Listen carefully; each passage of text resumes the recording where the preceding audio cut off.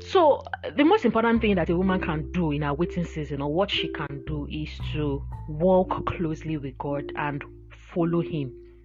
You see, when a woman is single, usually, and it is okay to mingle and all that, I am led to, I don't do it carnally, or I don't do it because there's a pressure. I'm led to create environment for singles to mingle from time to time as God puts in my spirit.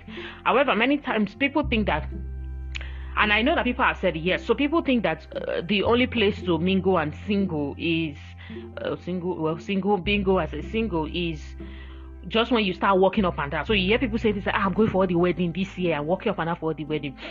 It can be a good social addition to your life, but it doesn't necessarily guarantee results if you are not following God. That wedding you are going up and down for, do you know that you just may need to follow a woman somewhere? The person doesn't have to be your mother-in-law, so you just need to follow a woman somewhere, do something with her, maybe serve her, or just be a blessing to her life somewhere. And nothing will happen that day, even nothing will happen in 6 months, and somebody will just see you on a photograph with the woman and just say, who is this girl?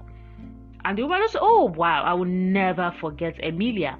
She came with me here and there, and that's how she was so helpful that day. It could be a picture, literally a photograph, and the person is like, okay, do you mind if I get to know her? I'm talking about this person being a male figure. And it's like, okay, why not? And the story continues from there.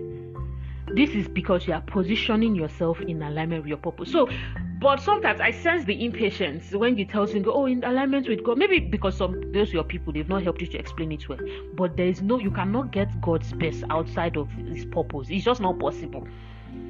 Adam could not have gotten God's best outside of the Garden of Eden. Sink that in.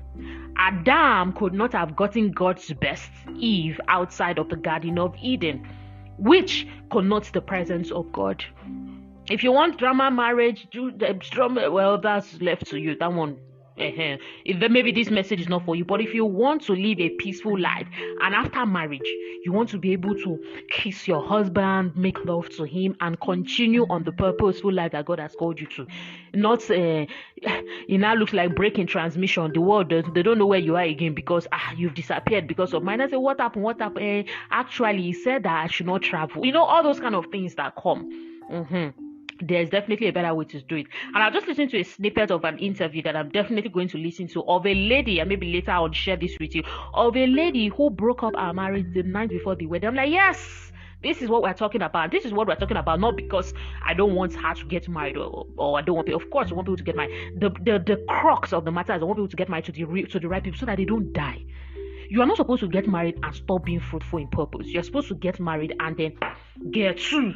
We are moving faster than we were before. It's not that you get married now things will now become slow. No, then be single, because you are as well doing it well in your singlehood than for you to mix it up. Because at the end of the day, when you say when you go to God with the hope that He's going to tell you well done, the question is, you're going to account for what you did on earth. So you will now then see that marriage is a vehicle. If marriage was so important, like a guest that I invited on the Nell show the other day, she said, well, Jesus could have been married, but it was not in alignment with His assignment. So marriage is important, and God shows us that model in the book of Genesis. But you see, when God comes again for the world, He does it without the physical marriage that people were expecting, because the purpose of the physical marriage had already started out. Some of the purpose, like recreating on earth and so on and so forth, and He just needed to reignite it in a different way through the coming of Jesus Christ, showing us a new meaning for why life and marriage exist amidst other things. So as I conclude, and I'm happy to receive questions on the phone number that I dropped, and I'll be dropping again, I want you to know that your singlehood, ultimately, I can say 3 steps, 13 steps, 12 steps, 18 steps, and sometimes I do it. I have books in their dozens now, and even more, some published, some not published yet, that you can actually read to get all those 3, 10, 15, 16, 20 steps, and that's okay. But at the core of it, what I wanted to pass across to you today, and what I hope that you have actually gotten, is that your singlehood and what you should be doing in the waiting season is walking with God.